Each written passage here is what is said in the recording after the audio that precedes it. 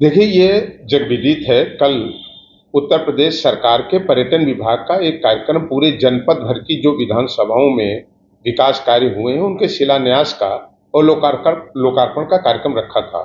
ये ठीक बात है कि पर्यटन विभाग ने वो कार्यक्रम ऊंचाहार विधानसभा में आयोजित किया था। हमारी विधानसभा क्षेत्र के भी कई कार्यों के लोकार्पण और शिलान्यास होने थे। वो कार्यक्रम पर्यटन विभाग का था, उत्तर प्रदेश सरकार का था और सारे जितनी विधानसभा हैं वहाँ के शिलापटों को वहाँ पर लगाया गया था। और मैंने अभी इसको बहुत स्पष्ट कर दिया है और न इस चीज़ों पर हमको कोई स्पष्टता करने की आवश्यकता। जैसा आपने स्वयं अपनी प्रश्न पर पूछा कि वो कार्यक्रम उत्तर प्रदेश सरकार का था और पर्यटन विभाग का था।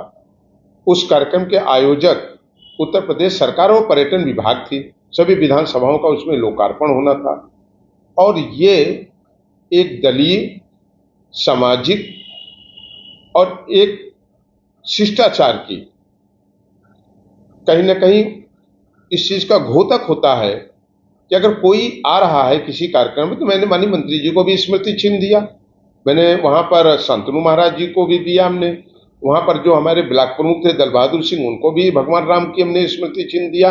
तो उस मंच पर जो लोग आए उन सबको हमने स्मृति चिन्ह दिया। रही बात ये कि मैंने कहा कि एक स्वर्गीय रामधारी दिनकर जी की एक बहुत अच्छी कविता है, उस कविता में ही लिखा हुआ है, तो गिद्धों को, भूखे गिद्धों को तो लाश खानी है, अपनी क्षुधा मिटानी है, तू तो लाश का इंतजार करते रहते हैं।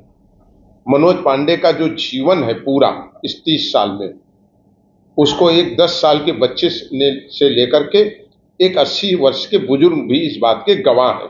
हमारे संघर्षों के, हमारी चोटों के, हमारी जख्मों के और मनोज पांडे की मर्यादाओं की लड़ाई का।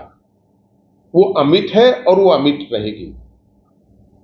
लेकिन जो संस्कार हैं, जो संस्कार हमारे परिवार ने हमें दिए हैं, तो भगवान राम की प्रतिमा, अगर मंच पर 10 लोग बैठे हैं तो मैंने भगवान राम की प्रतिमा सबको देने का काम किया।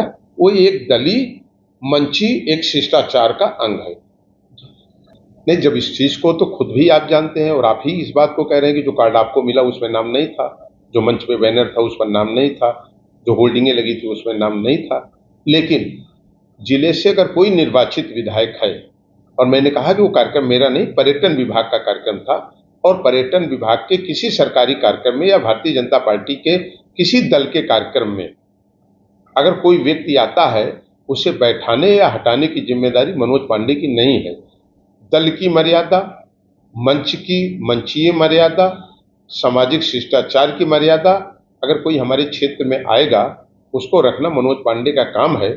और रही बात, मैंने जैसे आपसे पहले भी कहा है कि दुश्मनी का समझौता नहीं होता है, झगड़ों का समझौता होता है।